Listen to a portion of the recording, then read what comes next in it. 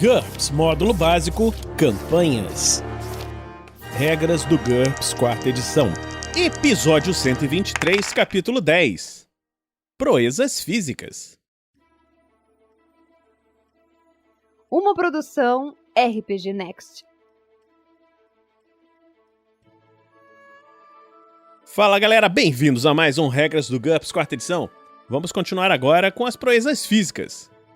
Caminhada. Uma velocidade sustentável por campos ou matas a pé depende do deslocamento terrestre. Tenha o deslocamento básico como base e reduza-o de acordo com a carga, os ferimentos e a exaustão, conforme a situação. A distância em quilômetros que um personagem é capaz de marchar em um dia sob condições ideais é igual a 16 vezes o deslocamento. Se tiver a vantagem de deslocamento ampliado solo, o personagem pode aplicar seu multiplicador de movimento a essa distância. Por exemplo, deslocamento ampliado 1 solo multiplica o deslocamento por 2, dobrando a distância da marcha diária. Um sucesso num teste de caminhada aumenta a distância de marcha em 20%. Faça esse teste diariamente. Um grupo liderado por um personagem com a perícia liderança, com NH 12 ou mais, pode fazer um único teste contra a média dos NHs em caminhada do grupo. Caminhada tem HT-5 como valor pré-definido. Em caso de sucesso, o grupo inteiro marcha 20% mais rápido, mas um fracasso indica que ninguém pode se utilizar do bônus. Quando essas regras resultam em diferentes velocidades para diferentes membros de um grupo, o grupo deve deslocar-se na velocidade do membro mais lento ou se separar. Observe que um grupo que tenha escolhido fazer um único teste de caminhada para o grupo todo já optou por não se separar. O terreno.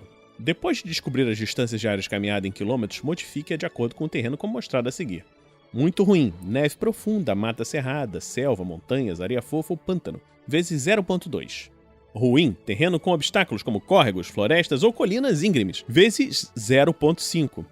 Médio, florestas abertas ou colinas suaves, vezes 1. Bom, deserto de terra firme ou planícies, vezes 1.25.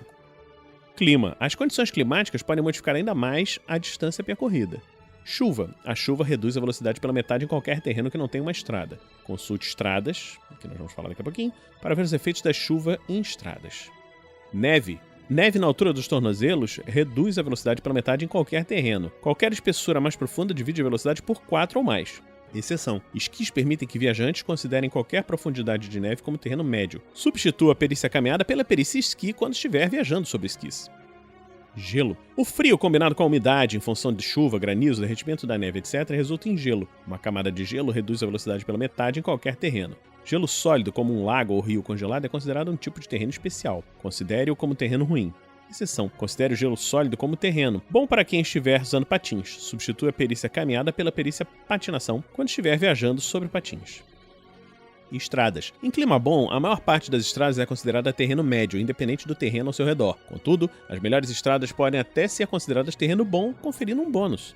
Sob chuva, estradas de má qualidade, cascalho ou terra batida, transformam-se em lama. Considere-as como terreno muito ruim. Estradas melhores se comportam como terreno médio, mas nunca bom sob chuva. Sob neve ou gelo, considere as estradas como terreno médio, mas aplique as penalidades de movimentos descritas sob clima acima, a menos que a estrada esteja limpa. Tempo necessário e custo em fadiga. As regras acima assumem que o personagem passa o dia inteiro se preparando para a caminhada, caminhando ou descansando sem tempo para estudos ou outras atividades. Isso vale independente da quilometragem diária. Quanto mais pesada a carga e piores as condições de viagem, mais lentamente o personagem irá caminhar e mais frequentemente precisará descansar. Se interromper sua viagem para outros assuntos relacionados à aventura, o personagem terá menos pontos de fadiga ao parar. Veja custos em fadiga para maiores informações. Corrida. A velocidade de corrida ou deslocamento terrestre é igual ao deslocamento básico do personagem multiplicado pela carga. Veja a carga de deslocamento, que nós já falamos. Em combate, a corrida é apenas uma série de manobras de deslocamento. Utilize as regras detalhadamente a seguir quando for importante definir se os heróis conseguem alcançar um avião que está prestes a decolar, escapar de pigmeus selvagens ou em outras situações semelhantes. Disparada. Uma disparada é uma corrida curta em velocidade máxima. Ela é bastante veloz, mas também bastante cansativa. Ela deve ser usada quando o personagem precisar percorrer uma curta distância rapidamente e pode arcar com o custo de chegar ao destino um pouco cansado. Um personagem pode realizar uma disparada se for capaz de correr em frente por 2 ou mais segundos. Acrescente 20% ao deslocamento depois do primeiro segundo. Por exemplo, um personagem com deslocamento 7 pode disparar a 8.4 metros por segundo após correr por 1 segundo a 7 metros por segundo. Em um mapa de combate onde o movimento gira em torno dos hexágonos de 1 metro, ignore as frações para obter um valor redondo. No exemplo acima, o personagem teria deslocamento 8. Assuma que até mesmo o corredor mais lento recebe, no mínimo, mais 1 em seu deslocamento, fazendo com que corredores com deslocamento 9 ou menos se desloquem um hexágono adicional no mapa de combate. Um personagem com deslocamento ampliado, solo, pode acelerar seu deslocamento básico cada segundo até atingir sua velocidade máxima. Utilize o multiplicador de deslocamento ampliado no lugar do bônus de 20% para determinar a velocidade máxima. Por exemplo, um personagem com deslocamento básico 7 e deslocamento ampliado 2 corre com deslocamento 7 no primeiro segundo, deslocamento 14 no próximo segundo e deslocamento 21 no terceiro segundo, e alcança sua velocidade máxima de deslocamento 28 a partir do quarto segundo. Só é possível deslocar-se com a velocidade máxima de disparada se o terreno for bom, e o personagem estiver correndo aproximadamente numa linha reta. Qualquer desvio significativo dessa linha faz com que o personagem volte ao seu deslocamento terrestre normal durante 1 segundo para depois disparar novamente. Corrida ritmada. Quando precisa correr uma longa distância, o personagem deve manter um determinado ritmo para evitar exaustão. Uma corrida ritmada tem como velocidade média a metade da velocidade de disparada calculada acima. Por exemplo, um personagem com deslocamento terrestre 7 pode manter uma corrida ritmada de 4,2 metros por segundo em terreno bom. Dessa forma, ele é capaz de correr 1 km em 4 minutos. Custo em fadiga. A cada 15 segundos de uma disparada ou a cada 1 minuto de uma corrida ritmada, um personagem deve fazer um teste quanto maior valor entre seu HT ou CNH de corrida. Em caso de fracasso, ele perde 1 ponto de fadiga. Quando um personagem é reduzido a menos de 1/3 dos seus pontos de fadiga, divida pela metade o deslocamento para qualquer tipo de corrida, veja fadiga. Observe que uma vez que a corrida ritmada tem metade da velocidade de uma disparada, mas consome pontos de fadiga a 1/4 da razão, teoricamente é possível correr o dobro da distância antes de ficar sem energia. Essa afirmação não é verdadeira para criaturas com a característica máquina, pois elas não ficam fatigadas. Esses personagens normalmente estão sempre em disparada.